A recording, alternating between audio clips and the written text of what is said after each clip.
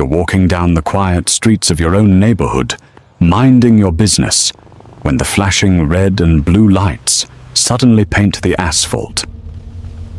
For Brigadier General Josephine Caldwell, a highly decorated military veteran, this wasn't a hostile combat zone overseas. It was an upscale, manicured Moreland suburb. What started as a racially motivated illegal stop by two arrogant officers quickly escalated into the worst mistake of their lives. They slapped cuffs on a woman with top-secret clearance. Then she made one phone call. The crisp October morning air hung heavy with the scent of fallen oak leaves and wet pavement. At 5:30 a.m., the affluent enclave of Chevy Chase, Maryland, was entirely still, a portrait of suburban tranquility. This was the kind of neighborhood where manicured lawns stretched perfectly to the curb and security systems hummed silently behind mahogany doors. It was a place where people paid millions for peace, privacy, and the illusion of absolute safety. For Brigadier General Josephine Caldwell, this neighborhood was her sanctuary. After 28 years in the United States Army, including 3 grueling combat deployments, a stint at the Pentagon, and her current high-pressure advisory role to the Joint Chiefs of Staff, she valued the quiet more than most. At 52, Josephine was in peak physical condition. Her mind was as sharp as a newly honed bayonet, and her daily 6-mile run was the only time she allowed herself to unplug from the monumental weight of national security. On this particular Tuesday, Josephine wore a faded, oversized grey sweatshirt from her alma mater, West Point black running tights, and a black fleece beanie pulled low over her ears to fight the autumn chill.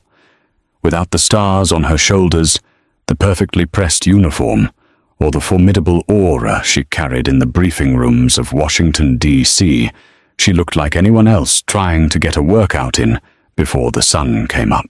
But in the eyes of the 2 men sitting inside Police Cruiser 44, she didn't look like an American hero. She looked like a suspect.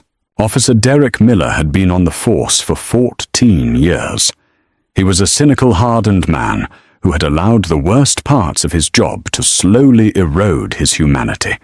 His partner, Officer Brian Hayes, was a rookie, barely 6 months out of the academy, eager to please, and entirely dependent on Miller for guidance.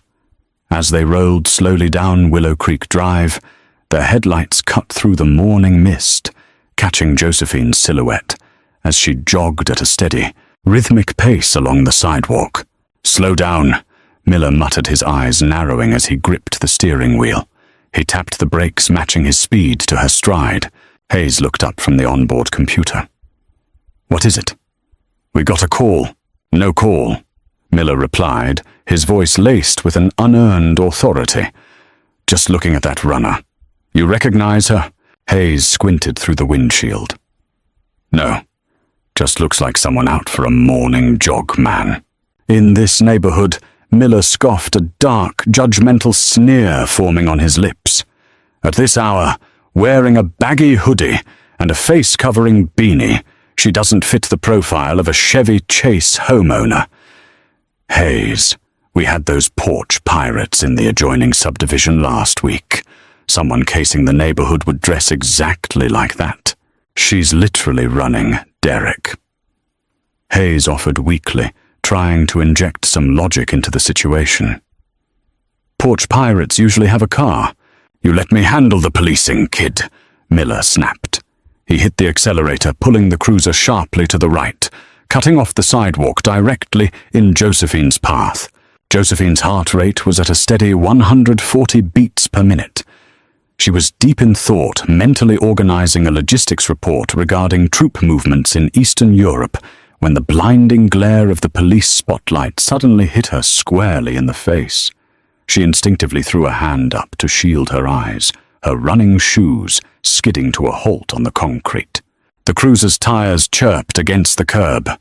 Before the car was even fully in park, Miller threw his door open and stepped out into the chilly air, his hand resting casually but menacingly on his duty belt. "Hold it right there!" Miller barked, his voice echoing loudly in the quiet street. Josephine stood perfectly still. Decades of military discipline immediately kicked in. Her breathing slowed, her posture straightened. She assessed the situation with the cold, calculating precision of a battlefield commander. 2 officers, 1 veteran aggressive posture, 1 rookie hanging back looking nervous. The spotlight was a psychological tactic to disorient her. "Good morning, officers," Josephine said. Her voice was deep calm and utterly devoid of fear. "Is there a problem?" "I'm the one asking the questions," Miller retorted, taking 2 heavy steps toward her. "Where are you coming from?" "My home," Josephine replied, pointing a thumb over her shoulder. "About 2 miles in that direction. I'm doing a loop." "Your home," Miller repeated, his tone dripping with thick, condescending disbelief. He looked her up and down, taking in the faded sweatshirt and her dark skin. "You live here?" "In Chevy Chase." "I do, at 402 Willow Creek Drive." "That's a $3 million property," Miller said, taking another step closer, invading her personal space. "So you're telling me you own that house?" Josephine's jaw tightened. She knew exactly what was happening. She had seen it on the news, she had counseled young soldiers about it, and she had experienced a milder version of it in her younger years. But to experience it now at the pinnacle of her career, just 3 blocks from the home she paid for, with blood, sweat, and decades of service to her country, ignited a cold, hard fury in her chest. "I'm not going to stand here and justify my financial status to you, officer," Josephine said firmly. "I am out for a run. I have broken no laws. If you are not detaining me, I am going to continue my workout." She went to step around the police cruiser. "Hey!" Miller shouted, his face flushing red. "I didn't say you were dismissed. Stop right there, or I'm putting you in cuffs." The word cuffs hung in the air, a violent threat, shattering the morning peace. Officer Hayes, the rookie, finally stepped out of the passenger side, looking nervously between his partner and the woman standing on the sidewalk. "Derek, maybe we should just—" Hayes started. "Quiet, Hayes," Miller snapped. He turned his full aggressive attention back to Josephine. "I need to see some identification. Right now."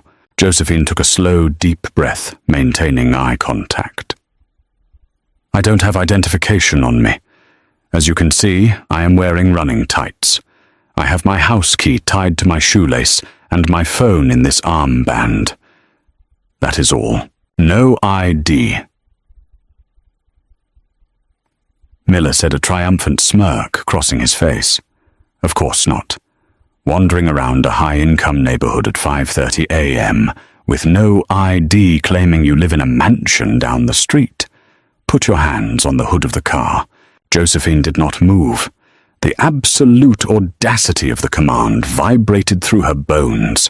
In the Pentagon, generals with stars on their collars waited for her permission to speak in certain rooms. Yet here, a beat cop with a chip on his shoulder was treating her like a petty criminal on a street corner. "Officer Josephine," said her voice, dropping an octave, carrying the undeniable weight of command. "I am going to say this to you once. You do not have reasonable articulable suspicion to detain me, let alone demand identification, in a state that does not have a stop and identify statute unless an arrest is being made. I have informed you of my address. I am going home." For a split second, Miller hesitated. The authoritative, legally precise way she spoke threw him off balance.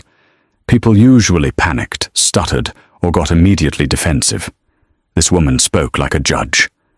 But his ego quickly overpowered his common sense. He couldn't let someone talk to him like that in front of his rookie. It undermined his authority. "Are you refusing a lawful order?" Miller growled, closing the distance between them in 2 aggressive strides. "It is not a lawful order," Josephine countered, standing her ground. Without another word, Miller lunged forward, grabbing Josephine's left forearm with a harsh, bruising grip. The physical contact was jarring. In a fraction of a second, Josephine's combat reflexes surged. Her muscle memory calculated the leverage needed to flip Miller over her hip, hyperextend his elbow, and drop him to the concrete before the rookie could even unholster his weapon. But the rational, strategic part of her brain, the general, overrode the soldier. If she fought back, she would just be another statistic, another tragic headline. She needed to let them dig their own grave. She would fight this war not with her fists, but with the full, devastating power of the institutions she commanded. She forced her muscles to relax, offering no physical resistance, as Miller aggressively twisted her arm behind her back. "Hey, take it easy," Hayes yelled, stepping forward, his hands raised in a placating gesture. "Derek, there's no need to rough her up. She's resisting." Miller shouted, a complete fabrication designed to justify his use of force. He shoved Josephine roughly against the cold metal hood of the cruiser, the metal bit into her cheek. "I am completely compliant," Josephine said loudly, ensuring Hayes could hear her. "I am not resisting. You are using excessive force." Click, click. The cold steel of the handcuffs snapped shut around her wrists, biting painfully into her skin. They were too tight, pinching a nerve, but Josephine didn't wince.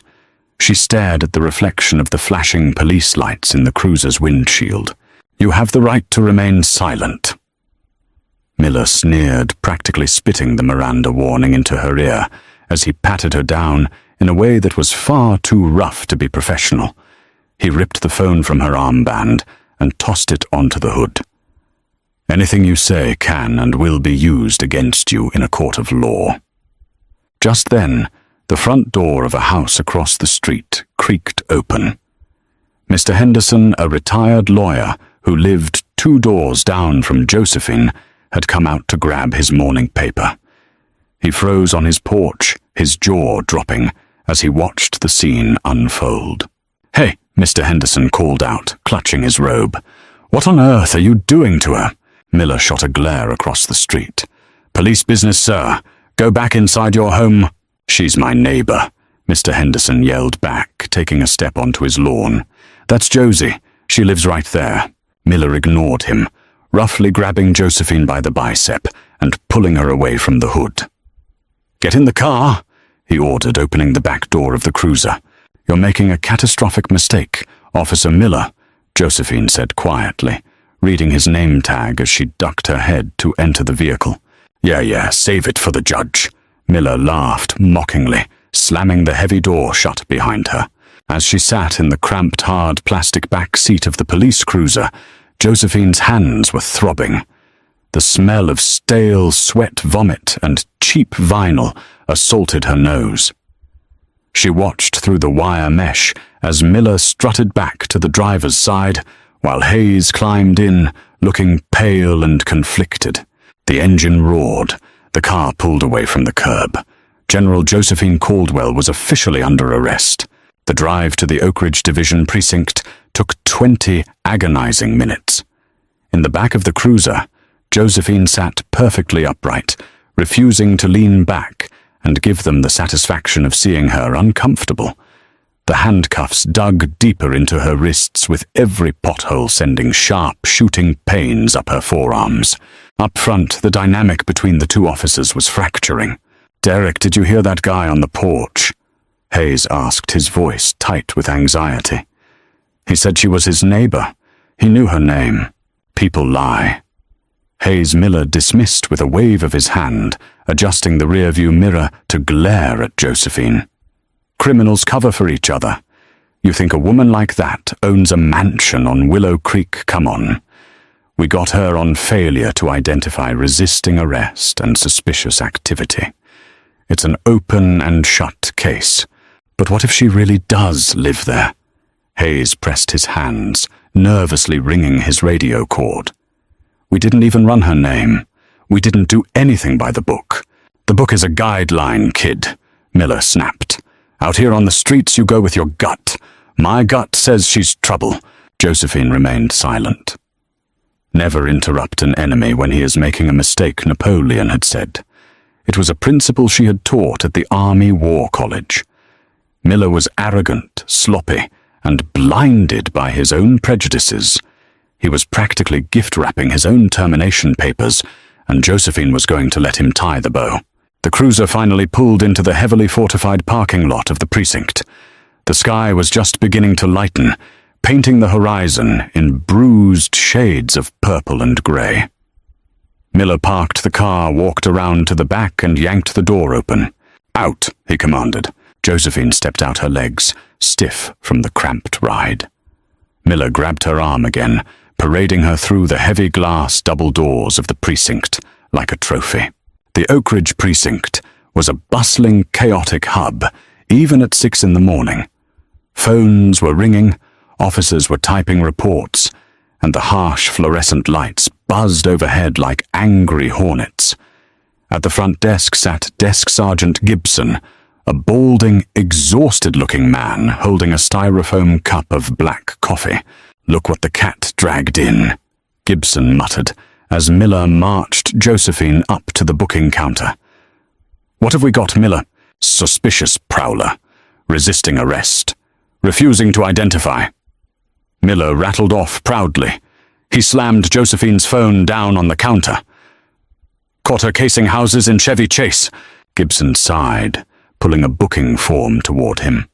He looked up at Josephine, noting her calm demeanor, her upright posture, and the complete lack of fear in her eyes. It was unusual. Most people brought in off the street were crying, screaming, or visibly shaking.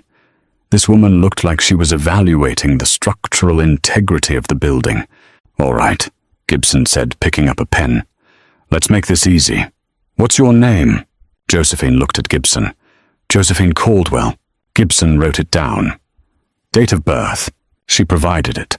Address: 402 Willow Creek Drive, Chevy Chase, Maryland.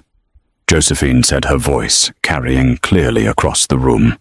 Several heads turned at the mention of the exclusive neighborhood. Miller laughed, a harsh, grating sound. "Yeah, right. Write down transient Sarge. She's delusional. I am stating my legal residence for the official record," Josephine said, fixing Gibson with a piercing stare that made the desk sergeant shift uncomfortably in his chair. "I suggest you document it accurately." Gibson cleared his throat, suddenly feeling a strange sense of intimidation, though he couldn't pinpoint why.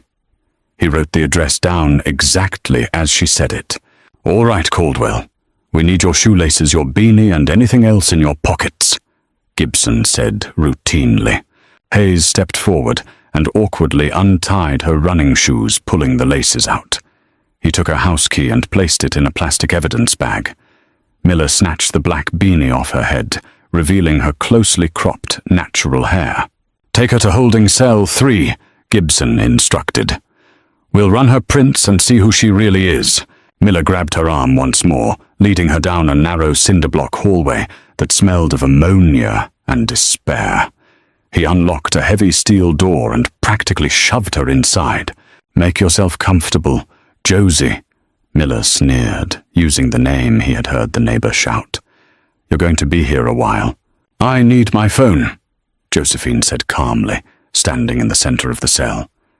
"I am legally entitled to a phone call." Miller leaned against the bars, a malicious grin on his face. "Oh, you'll get your call, eventually, when we're done processing you. Maybe in a few hours, maybe after lunch. It depends on how cooperative you decide to be." "Officer Miller," Josephine said, stepping up to the bars. She didn't shout. She didn't raise her voice. But the absolute, chilling authority in her tone made Miller's smile falter for a fraction of a second. "You are violating standard operating procedures, my civil rights, and multiple departmental regulations. I strongly advise you to hand me my phone right now." Miller recovered quickly, masking his momentary unease with louder bluster. "Is that a threat? You threatening a police officer?" "It's a tactical assessment," Josephine replied coldly. "You have detained a United States citizen without cause. Give me my phone." "Sit down and shut up," Miller barked, banging his baton against the steel bars with a deafening clang. He turned on his heel and stormed back down the hallway, leaving her in the dim, cold cell. Josephine stood perfectly still until his footsteps faded away. Then she slowly turned and sat on the hard, concrete bench bolted to the wall. She wasn't angry anymore. Anger was an uncontrolled emotion, and Josephine Caldwell never lost control. She was focused. She was calculating.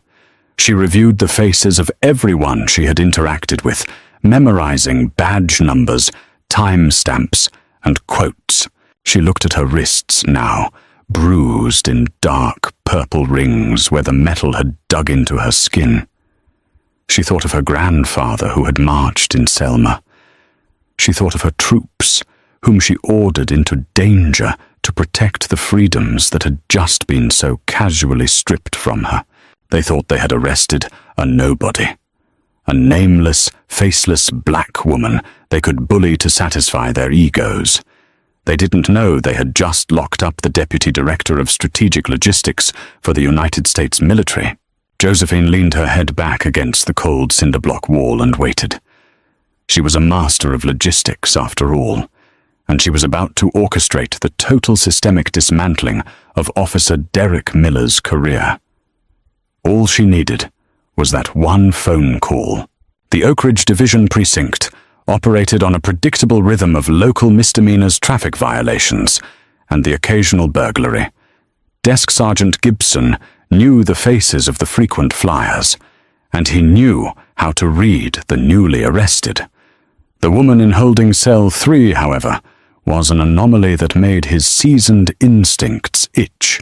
While Josephine sat silently in the cold cell, Gibson took her rolled fingerprints, which Hayes had awkwardly processed, before putting her away, and scanned the physical card into the Automated Fingerprint Identification System, AFIS, syncing it with the FBI's National Crime Information Center, NCIC database. "Hey, Sarge," Officer Miller called out, leaning against the break-room door frame with a fresh cup of coffee, looking incredibly pleased with himself. "She giving you any trouble? Usually the rich neighborhood prowlers start crying for their lawyers by now." "She hasn't made a peep," Gibson muttered, his eyes glued to the loading bar on his dual monitor setup. "Which is exactly why I'm running her Prince priority.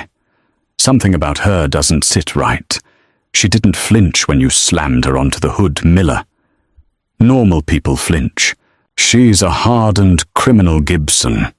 Probably done time." Miller laughed, taking a long sip of his coffee. "You'll see. She's probably got warrants out of Baltimore or D.C. The loading bar hit 100%. The screen flickered. Instead of pulling up a standard local criminal record or returning a no match found, the primary monitor instantly went completely black.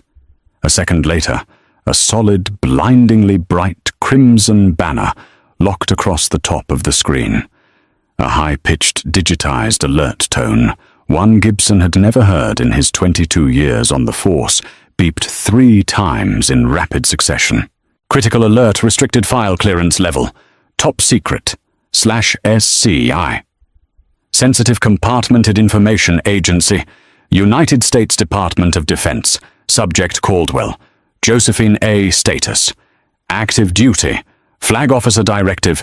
Immediate release. Prohibited without DOD verification. Contact Pentagon. Command Center. Immediately." Gibson stopped breathing. The styrofoam cup in his hand crumpled slightly hot coffee, spilling over his knuckles, but he didn't feel it. He stared at the words, "Flag Officer." "Miller," Gibson whispered, his voice trembling. "What she got warrants?" Miller asked, chuckling as he strolled over to the desk. "Miller, you colossal, unbelievable idiot!" Gibson breathed, his face draining of all color. He pointed a shaking finger at the monitor. "Look at the screen." Miller leaned over the desk. He squinted at the red banner. Top secret. Department of Defense. What is this, a glitch in the system? The machine is pulling up some federal file by mistake. The machine doesn't make mistakes with fingerprints. Derek 6. Gibson suddenly exploded, his voice echoing across the bullpen and causing several officers to stop typing. Do you know what a flag officer is? It means she's an admiral or a general. You just arrested a United States general. Officer Hayes, who had been filling out paperwork at a nearby desk, dropped his pen. It clattered loudly on the linoleum floor. A general, I told you. Derek, I told you we should have run her name. Shut up, Hayes. Miller snapped, though a sudden icy bead of sweat broke out on his forehead. It's a mistake. Some kind of identity theft. People use fake identities all the time. There is no way a black woman jogging in a hoodie at 5 a.m. is a general at the Pentagon. Gibson ignored him. He violently yanked open his desk drawer, grabbed the plastic evidence bag containing Josephine's belongings, and ripped it open. He pulled out her smartphone. It was a standard-issue government-encrypted device. I am taking her this phone. Gibson said, his voice deadly serious. And you, Miller, are going to stand right here and pray to whatever God you believe in that she is in a forgiving mood. Gibson hurried down the cinder-block hallway, his heavy boots echoing loudly. He practically sprinted to holding cell 3. When he arrived, he found Josephine sitting exactly as Miller had left her, perfectly still. Her posture impeccably straight, her eyes fixed on the heavy steel door. "Mom!" Gibson stammered, unlocking the slot in the bars and sliding the phone through. Your phone call." Josephine calmly stood up, walked over, and picked up the device. "Thank you, Sergeant Gibson. Am I to understand my fingerprints have cleared the system?" Gibson swallowed hard. "Yes, General Caldwell, I apologize for the delay." "The delay is the least of this precinct's concerns," Josephine said evenly. She turned her back to him, dialed a secure 10-digit number, and waited for 3 rings. National Military Command Center. Major Davis speaking. A crisp voice answered on the other end. "Major, this is Brigadier General Josephine Caldwell. Authentication code Echo Victor 79er Bravo." "Authentication confirmed, General Caldwell." The Major replied instantly, his tone shifting to immediate deference. "Go ahead, Mom." "Patch me through to Lieutenant General Richard Montgomery. Priority override." "Right away, General." There was a brief click, followed by a moment of static. Then a deep, gruff voice boomed through the receiver. "Josie, it's 0630. You're usually halfway through your debrief prep. What's the situation?" "Richard, we have a slight tactical disruption," Josephine said, her voice entirely devoid of emotion. "I am currently locked in holding cell 3 at the Oak Ridge Division Police Precinct in Maryland." Silence hung on the line for 3 agonizing seconds. "Excuse me," Lieutenant General Montgomery finally said, his voice dangerously low. "Did you say you are in a holding cell?" "I was detained outside my residence by 2 patrol officers, handcuffed, forcibly placed in a vehicle and transported. The charges, as I understand them, are failure to identify resisting arrest and suspicious activity." "Were you injured, Josie?" "Bruised wrists, nothing compromising. But my patience is severely depleted. I am pulling up the precinct's coordinates right now," Montgomery growled. The sound of rapid typing could be heard in the background. "They put hands on a flag officer with a level 5 security clearance. This is a massive breach of federal security protocols." "Who is the commanding officer of that precinct?" "I haven't met him yet. Only the desk sergeant and the 2 arresting officers, Derek Miller and Brian Hayes. Josie, sit tight. You're about to have the entire weight of the Department of Defense come down on that building. I am dispatching Colonel Dawson from CID along with Federal Legal Counsel. They will be there in 20 minutes. Understood, Richard. Caldwell out. Josephine ended the call. She turned back to the cell bars. Sergeant Gibson was still standing there, looking like a man waiting for the firing squad. Sergeant Josephine said softly, "Yes, General. I highly recommend you call your precinct captain. He's going to want to be awake for this." Captain Thomas O'Reilly was a man who appreciated order. He had run the Oak Ridge Division for 6 years with an iron fist and a strict adherence to protocol. At 6:45 a.m., he was in his home kitchen pouring a bowl of cereal when his cell phone rang. It wasn't the standard precinct line. It was the direct ringtone of the Chief of Police. Chief O'Reilly answered instantly, standing at attention in his kitchen. "Tom, what the hell is going on in your precinct?" The chief's voice was a frantic shout. "I just got a call from the mayor, who just got a call from the governor, who was just woken up by the Secretary of Defense." O'Reilly dropped his spoon. It shattered the silence of the kitchen. The Secretary of Defense, sir, I don't understand. One of your idiot patrolmen arrested a Pentagon General Brigadier General Josephine Caldwell. They booked her like a common streetwalker for jogging in her own neighborhood. The chief roared. The Military Criminal Investigative Command is mobilizing. The FBI field office is en route. The Department of Justice is literally drafting civil rights indictments as we speak. You have 10 minutes to get to your precinct and fix this before federal agents dismantle your building. Brick by brick, the line went dead. O'Reilly didn't even bother changing out of his civilian clothes. He grabbed his badge, sprinted to his car, and drove 90 miles an hour down the interstate with his emergency lights flashing. Back at the precinct, the atmosphere had shifted from routine boredom to absolute panic. The legal reality of the fabricated charges officer. Miller's fabricated charges quickly fell apart under legal scrutiny. He claimed her jogging in a hoodie was suspicious activity, but exercising in her own neighborhood provided no reasonable articulable suspicion for a stop.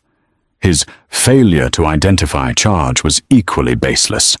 Maryland isn't a stop and identify state, and she had verbally provided her name and address. Finally, the resisting arrest accusation was a complete fabrication meant to justify unlawful force, easily disproven by video evidence of her compliance. Miller was pacing in the bullpen, chewing on his thumbnail. His bravado was beginning to crack, replaced by a creeping, nauseating terror.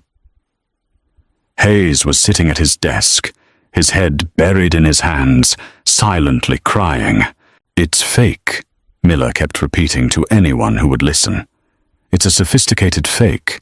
She's a sovereign citizen or something. They hack these systems. I did the right thing."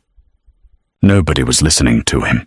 At exactly 7:02 a.m., the heavy glass doors of the Oak Ridge precinct didn't just open. They were practically blown off their hinges. 3 black, heavily armored Chevrolet Suburbans had jumped the curb and parked directly on the front plaza. Out stepped 6 individuals. 4 were massive men in tactical gear with the letters CID emblazoned in stark yellow on their backs. Leading them was Colonel Bradley Dawson, a man whose resting face looked like it was carved from granite. Beside him was William Hastings, a razor-sharp federal attorney representing the Pentagon. The bullpen went completely silent. Phones rang, but no one answered them. Colonel Dawson marched straight up to the booking desk looming over Sergeant Gibson. "I am Colonel Bradley Dawson, United States Army Criminal Investigation Division." His voice boomed, rattling the cheap acoustic tiles of the ceiling. "I am here for Brigadier General Josephine Caldwell. Where is she?" Captain O'Reilly, who had arrived just 2 minutes prior and was out of breath, rushed out of his back office. "Colonel, I am Captain O'Reilly. I am so terribly sorry. Save your apologies for the congressional hearing, Captain." Hastings, the attorney, interrupted smoothly. He dropped a heavy leather briefcase onto the counter. "You are illegally holding a senior military official with top-secret clearance. This constitutes a federal kidnapping under Title 18, U.S. Code, Section 1201, considering the lack of any lawful jurisdiction or probable cause. O'Reilly turned pale. Kidnapping. Now hold on. My officers believed. I don't care what your officers believed, Dawson snarled. I want that cell door opened right now. Miller, desperately clinging to the last shreds of his ego, stepped forward. Hold on a second. I'm the arresting officer. She refused to ID herself. She was prowling. Dawson turned his gaze to Miller. It was a look that had silenced hardened terrorists in war zones. Are you Officer Derek Miller? Yeah, I am. You are a disgrace to that uniform, Dawson said, his voice dropping to a lethal whisper. You profiled, assaulted, and falsely imprisoned a decorated veteran who has done more for this country before 6 a.m. than you will do in your entire miserable life. Turn around and put your hands behind your back. Miller blinked, stunned. What, you can't arrest me? I'm a cop. You're a civil rights violator who just triggered a federal incident, Hastings corrected. The Department of Justice has authorized your immediate detainment pending federal charges for deprivation of rights under color of law. Two of the CID tactical agents stepped forward, grabbing Miller by the arms. The sheer irony of the moment wasn't lost on anyone in the room. Less than 2 hours ago, Miller had been the one aggressively snapping cuffs onto an innocent woman. Now he was being manhandled, his own wrists slammed together behind his back. The loud click-click of the handcuffs echoed through the silent bullpen. Hayes watched from his desk, trembling violently. When one of the federal agents looked at him, Hayes immediately stood up and placed his own hands behind his back, surrendering without a word. Sergeant Captain O'Reilly said, his voice hollow. Get the keys, let's go. A procession walked down the cinder block hallway. Gibson, O'Reilly, Dawson, and Hastings approached, holding cell 3. Gibson's hands shook so badly he dropped the keys twice before finally fitting the heavy iron key into the lock. The tumblers clanked, and the heavy steel door swung outward. Josephine Caldwell was standing in the center of the cell exactly as she had been. She looked at the men assembled before her. She didn't look relieved. She didn't look traumatized. She looked like a commanding officer inspecting her troops after a battle. General Caldwell, Colonel Dawson said, snapping a crisp, perfect salute. Sir, we have secured the perimeter. Your transport is waiting. Josephine returned the salute flawlessly. Thank you, Colonel. She walked out of the cell, stepping past the pale, sweating Captain O'Reilly without giving him a single glance. She walked down the hallway into the bullpen. As she walked, every single police officer in the room stood up from their desks. Some out of respect, most out of sheer, unadulterated fear. She paused near the booking desk where Derek Miller was now standing in handcuffs, looking absolutely shattered, his face pale and eyes wide with the realization of his ruined life. Josephine stopped and looked at him. She didn't gloat. She didn't yell. The silence she commanded was 1,000 times more devastating than any insult she could have hurled. I told you, Officer Miller, Josephine said quietly, her voice carrying across the absolutely silent room. You were making a catastrophic mistake. She turned and walked out the glass doors into the morning sun, leaving the burning wreckage of his career in her wake. The silence that General Josephine Caldwell left in her wake at the Oak Ridge Division Precinct was not a peaceful one. It was the suffocating heavy silence of a bomb having detonated in a closed room, leaving everyone deafened and shell-shocked. Through the shattered glass of the front doors, the remaining patrol officers watched the armored black Suburbans smoothly pull away from the curb, merging into the morning traffic and disappearing toward Washington, D.C. They had taken the general. They had left a nightmare. Captain Thomas O'Reilly stood frozen in the center of the bullpen. He was a man who had built his entire identity on the illusion of control, and in a span of 30 minutes, that control had been utterly pulverized. Captain Sergeant Gibson croaked from behind the booking desk. His voice cracked, sounding like a frightened child. "What? What do we do?" O'Reilly didn't have a chance to answer. Before he could even open his mouth, the wail of sirens pierced the morning air. But these weren't local police sirens. They were the distinct, multitonal blares of federal law enforcement. 4 dark blue Ford Explorers swerved into the precinct parking lot, boxing in the remaining squad cars. Doors flew open, and a dozen agents wearing navy blue windbreakers with FBI printed in stark yellow lettering swarmed the building. Leading the charge was Special Agent in Charge Sarah Higgins, a fierce, no-nonsense veteran of the Civil Rights Division. Higgins marched through the ruined front doors, flanked by 2 armed agents carrying empty evidence boxes.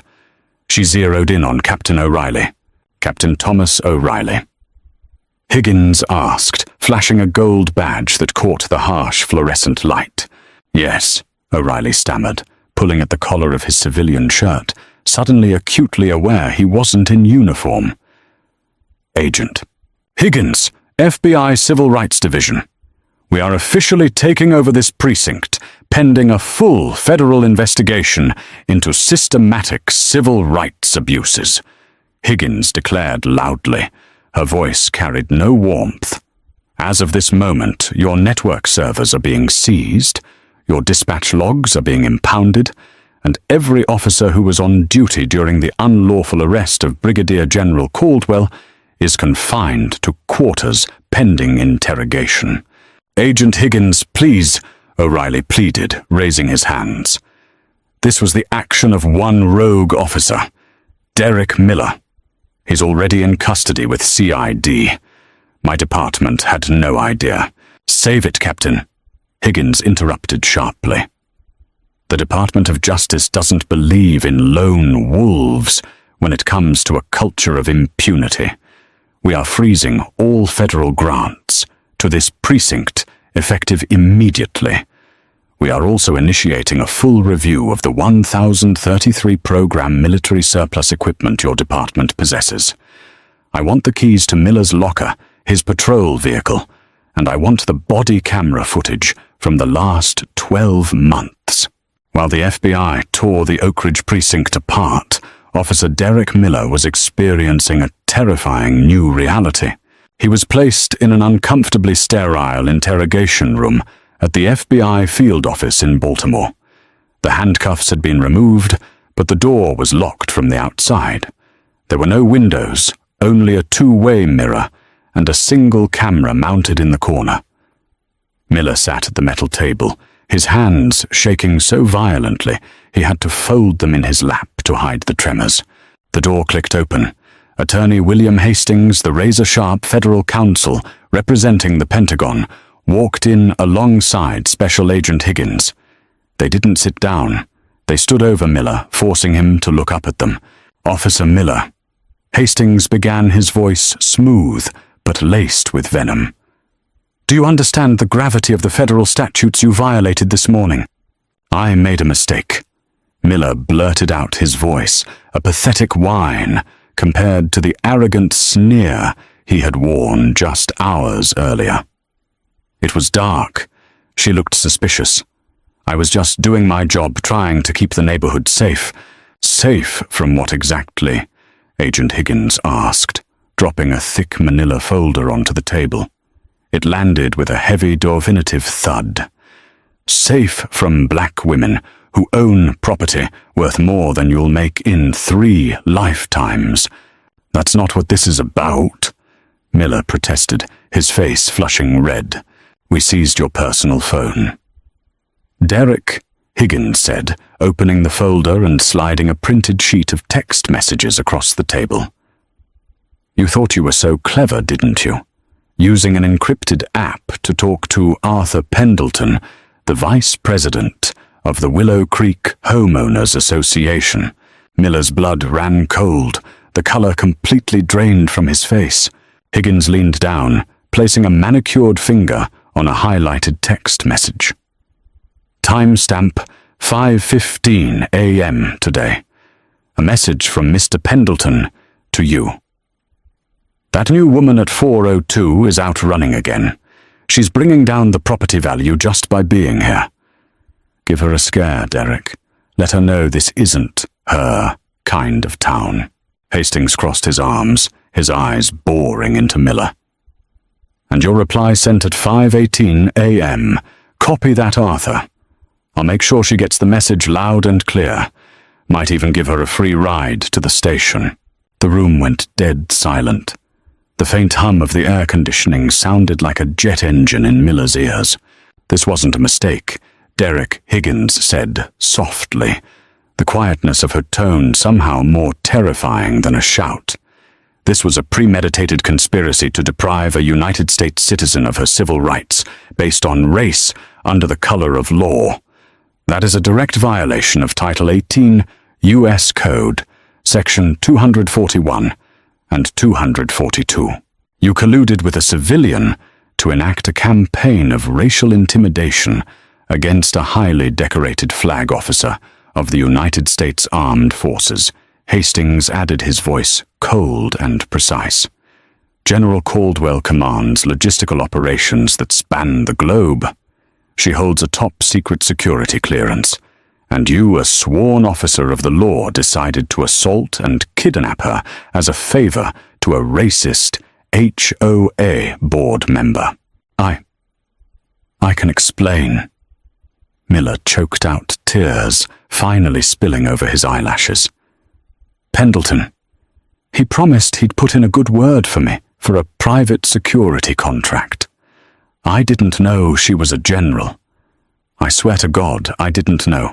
It wouldn't matter if she was a cashier at the local grocery store. Higgins snapped disgust, radiating from her face.